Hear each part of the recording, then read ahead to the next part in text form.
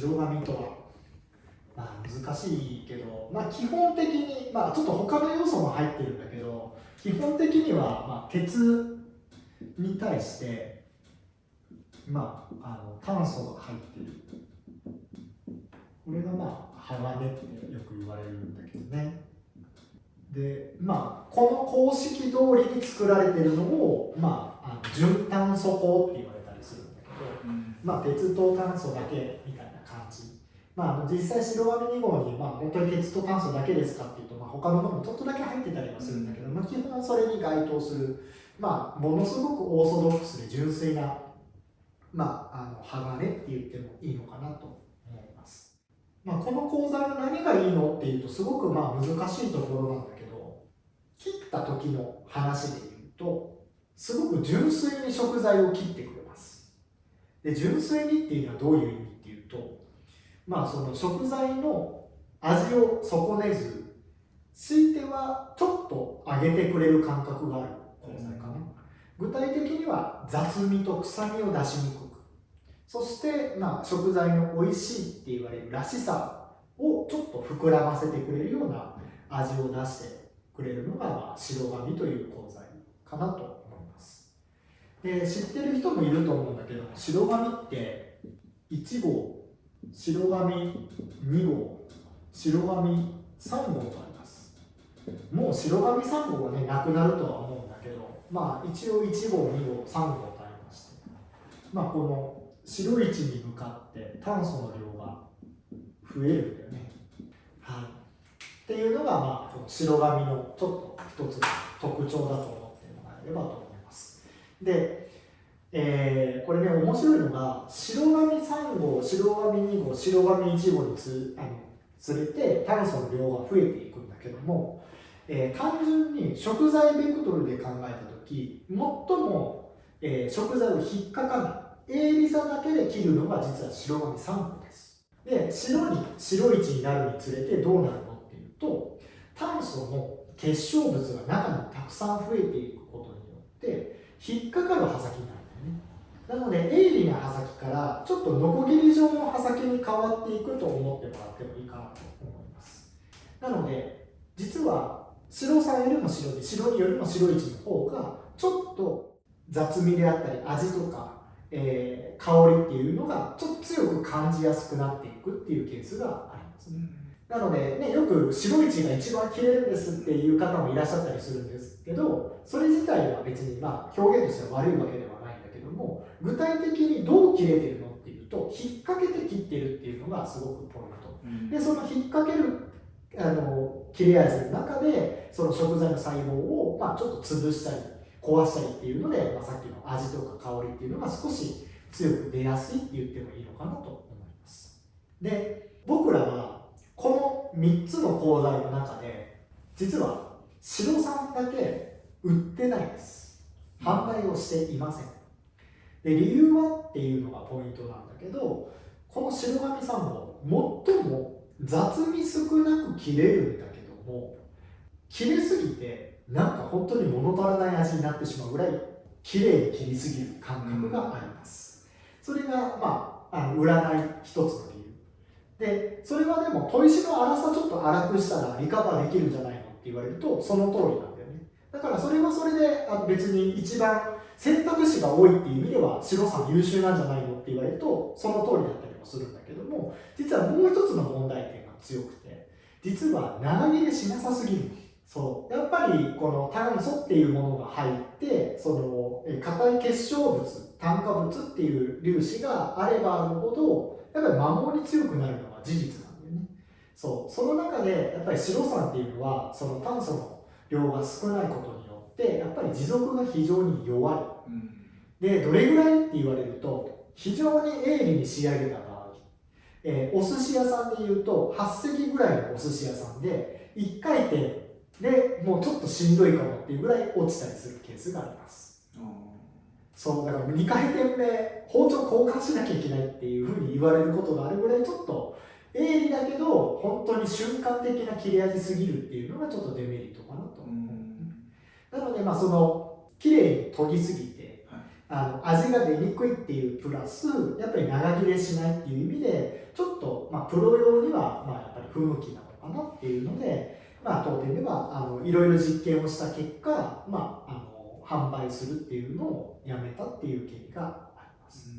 で白2と白1が当然販売をしているんだけども、基本うちではバランス型としては白2を売っている。でじゃあ白1はどういう時っていうと、もちろんその白2よりもちょっと長切れしてほしいっていう方は、当然白1を売るのはもちろんなんだけども、取れたてピチピチの魚で、その生臭さとか出てない鮮度が非常にいい時はあえて白2よりも白1で引っかいてあげた方が味が濃くなるっていうのが分かっていて、そういうちょっと特殊な要素を持っているケース、そういう食材を切りたい時に、味を膨らませたい時に、白1を使う、販売するっていうことがあったりするかな。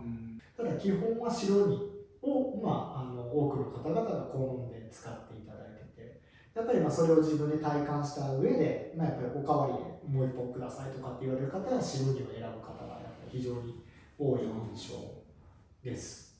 なので、そういうね、そのシンプルに素直に食材の味を出したいっていう方にとっては、白2は白1を選んでいただき、よりその雑味とかクリアさを求めるのであれば、白2っていうのが非常に評価が高いかなと思いますね。ただね、うちの嫁さん白1大好きなんで、やっぱりその家庭用っていう意味でもやっぱり僕があんまり研いであげないっていうのもあったりするんだけど、やっぱり白1の方がやっぱり長切れするっていうそういう効果がやっぱりあって、で追いかけていくとやっぱり白1の方がちょっとやっぱり錆びが早い。それによるやっぱり引っかかりが意図的ではなく勝手に錆びというものが生まれて、刃先が欠損するからか、そちら側から来る、切れ味の持続っていうのを感じやすいっていうので、やっぱり白1っていうのを、妻は選んでますね。ここら辺がね、ざっくりした、白紙という鋼材の、ちょっと特徴というか、そういうところかなと思います。実際研ぎ込んだ時の切れ感の違いは確かに言われたら分かるけど、めっちゃ違いますかって言われると僕もそんなに料理はしないので、そんなに違いはなんかあんま感じないよなって気はする。でも持続に関しては特に雑に扱うっていうと言葉は悪いんだけど、ちょっと錆びてきても全然もう気にしませんみたいな使い方をすればするほど、やっぱり白2より白1の方が持続が非常にいいことはやっぱり体感としてはあるね。実験的にはね、すごくわざと230度の焼き戻しかけてでずっと実験してる白1の3曲があるんだけど、結局1年間一切研がずに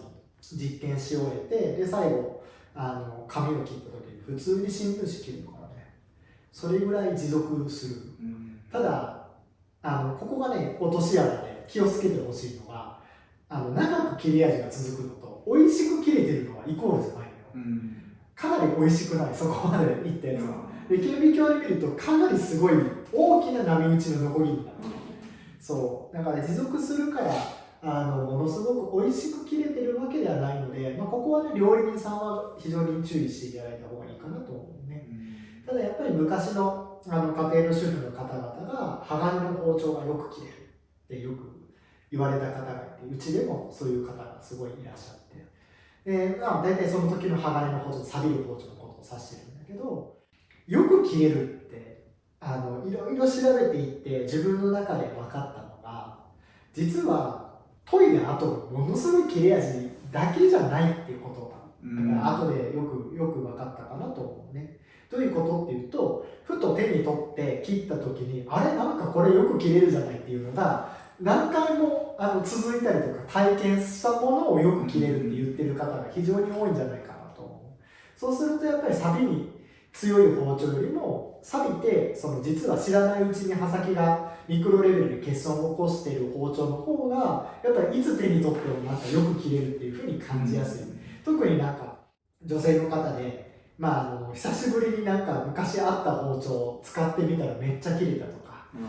お母さんのところに実家に戻った時にお母さんは鋼の包丁を使ってて、それをパッと手に取ってなんか切ったらなんかめちゃくちゃ切れたとか、か、それは実は研いでるっていうのもあるかもしれないんだけども、錆による切れ味の復活によるその切れてるっていう感覚が、強かったりするケースもあるので、そこら辺がね、この錆びるっていう包丁を実はなんていうの、今でも使わせてきている要素になっているっていうのは、覚えておいてもらってもいいのかなと思うね。ただね、やはりどうしてもその調理の現場ってなってくると、やっぱり錆びてる包丁がお客さんの前にあるっていうのは非常に不衛生に見えてしまうので、そういうリスクが高いっていうのも間違いなくて、やはり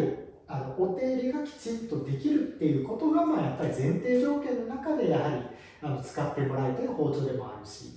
そこがなかなかやっぱりね、忙しくてもうみんなが共通で使ってますとか、やっぱり拭いてる暇がないんですっていう方は迷わずやはりステンレス系統の包丁を選ぶっていうのはすごく大事なことなんじゃないかなと思うね。そうだから白髪がものすごくいいっていうふうに聞こえてしまうところもあるかもしれないんだけども、やっぱりものすごく一定の以上のやっぱりお手入れが必ずできるっていう条件下のもと、やっぱり味とか香りとかその美味しさっていうのを料理の中に特に重要視されたい方っていうのが好んでる傾向にあるかなと思う講座でね。だからね、実際他の講座で言えばね、青紙とかっていう講座もあったりして、青紙2号の出刃と白紙2号の出刃とかを比べると間違いなく青2の方がやっぱり賭けに強いっていうのはもう実験でも分かってるし、そういうところもあったりはするので、その味云々よりもやっぱり、その欠けちゃったら直すっていうすごい手間があったりもするので、そういうところで考えた場合にはやっぱりその青2を選ぶっていうのも全然いいと思うし、この白2が全て正解というふうに言うわけではないんだけども、多くの方々がただそのさっきのこだわりを貫いていくと、なぜかみんなやっぱり白2が一番美味しいっていう表現をする方がやっぱり多いかなと思うね。なので興味がある方は一番やらしい話、単価的には一番リーズナブルに買ってもらいやすい講座だと思うので、それも含めちょっとやっぱりご自身で研いでみて切ってみて食べてみるっていうところまで、料理人さんであればやっていただいて、体感としてどうなのかっていう選ぶ一つの基準にしてもらえるといいんじゃないかなと思いますね。一応この白紙って言ってるのは正式名称で言うと、この白2って書いてあるやつだと白紙2号っていうのが正式名称で、この白紙2号というも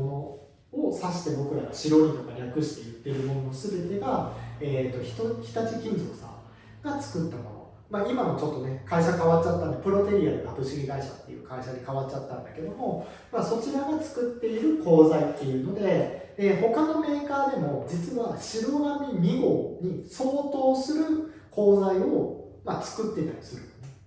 でも正直なところもう見ても全くわからない。でその切ってみてもじゃあ分かりますかっていうと、実際研いでみてこれちょっとどこどこの白にじゃないかなって思うこともあるんだけども、正直もうそこまで分からない。ただ食べるとクリアさではちょっと違ったりはするのは事実なんだけどね。ただやっぱりもうそこら辺はやっぱりね、僕らが言ってるのはさっきの話、日立金属の白紙2号っていうのが前提であるっていうのは覚えておいていただいた上で、ただもうそこから先お店であったりとか鍛冶屋さんであったりとか関わってる人たちをもう信用するしかないっていうのが正直なところだね。なのでね、別のメーカーさんで白紙2号に似たような鋼材があって、それを使って打ってる鍛冶屋さんがいるっていうのはゼロではないと思うので、そこはねちょっと一応気をつけてっていうとなんか大それた言い方かもしれないんだけども、そういうのが事実包丁としては出回ってるっていうのはあるので、ただ大阪の堺とかの包丁であれば間違いないんじゃないかなとは思うんだけどね、ほぼ全部白紙2号日立金属製じゃないかなとは思うんだけども、そこら辺はもし気になるんであれば、きちんと買う時とかにちょっと確認をしてもらったらいいんじゃないかなと思います。さっき出刃でも話をしたんだけども、白紙と青紙ってやっぱりよく比べられるんだけども、やっぱり白紙の方が柔軟性があって青紙の方が柔軟性がないっていうふうに表現する人が非常に多い。例えば白紙の柳でできて青紙の柳でちょっとやりにくいことっていうのを言われたことがあって、それが途中で手首を返したりとか軌道を途中で変えるときは白の方が非常にやりやすいっていう人がいるのはこの前教えてもらったかな。そうなんか白以外の講座はどちらかというとみんな直進的に進むのはすごい得意なんだけども、途中で何かを変えるっていうその軌道を変えるっていうのはちょっとやりにくい、勝手に切れちゃうみたいな感覚があるっていうのは言われたことがあって、ただこれは大工道具での自分の体験ではあるんだけども、木材を切り出しっていうちっちゃな小刀で切るときに白紙は確かになんかその思ったように切れてくれやすい感覚があるんだけど、アホ紙なんかうまく削れないとかっていうケースがちょっとあったりはするかなと思うね。それはでも今の柔軟性でギュッとなんか曲げるように切ろうと思った時にやっぱり金属がちょっとそれをしなってくれて、うまくそれを滑らかに追随してくれて、思ったように切れてくれたりするのかな。そのしなりがないとこう曲げようと思うと金属が曲がってくれないから、やっぱり直進的にしか進まないっていうのは、そういうことなのかなっていう感覚は持ったりはするかな。で今の話、柔軟性が白紙2号の方が高くて青紙2号の方が少ないっていう話で言った時、出刃包丁の場合じゃあ青の方がかけにくいっておかしくないっていうふうに思ったりすると思うんだけども、実はまっすぐ切れない包丁なんでね、片刃の包丁って。そうするとやっぱり柔軟性が高い包丁ってこうまっすぐ切ろうとした時にも刃先だけ残ろうとするんだよね。ブレードは曲がっていくんだけど刃先だけはそのまま同じ形を維持しようとするのか、その関係でほとんどの出刃包丁の掛けが裏から表にかけてることが多い。要するにこう曲がって切れるのを短期的に言うとこう閉じてるのと同じような動きになるって、それで白紙の方が細かいチップが出やすいんじゃないかっていうふうには感じるね。そう青はこの曲がっていってもそのまま刃先もその一緒に曲がっていくから、その小さな掛けが起きにくい。ただ無理を本気でした時にはやっぱ大きくかけやすい傾向にあるのが青紙かなっていう感覚があるね。だからそういう意味で実は白の方が出刃包丁はかけやすい、柔軟性があるのにかけやすいっていうのは、そういったところがあるのかなとは。なのでね、その柔軟性があるから何でもいいというわけではやっぱりない。さらにこれよりもね、硬さであったり炭素量が少ない鋼材になっていったりとか、もう少しリーズナブルなところで言うと SK 材っていう鋼材があったりして、そういったタイプの方がやっぱりちょっとかけやすい傾向にあるような感覚をやっぱりより感じているので、ちょっと意識をそういうところに持っていきながら使わないといけないかなと思うね。